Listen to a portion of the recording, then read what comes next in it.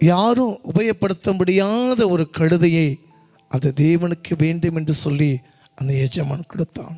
சாதாரணமாக அந்த கழுதையை யார் கவனிப்பில்லாமல் இருந்தது.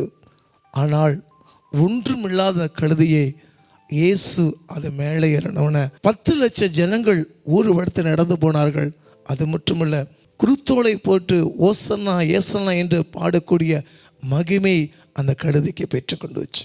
இயேசு உங்கள் வாழ்க்கையில் வந்தாலும் எப்படி இந்த கழுதையை கனப்படுத்தினாரோ அதே போல் இயேசு உங்கள் வாழ்க்கையில் வந்தால் உங்கள் சாபம், கண்ணீர், நிந்தை, வேதனை, பாட எல்லாம் மாறும்.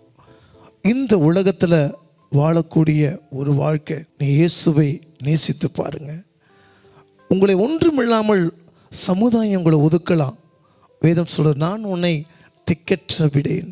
ஆண்டவர் ஒன்றுமில்லாத அந்த கழுதையை மேலேறினவன மகிமை பெற்றதா அந்த கழுதை. இது இந்த குருத்தோட நாயில் ஊர்வலமாக இன்னைக்கு நம்ம செய்ய போகிற காரியம், உங்கள் பாவங்கள் எல்லாம் அறிக்கை செய்து இயேசுவை சொந்த இரட்சகராக ஏற்றுக்கொள்ளும் போது உங்கள் வாழ்க்கையை மாற்றுவார்.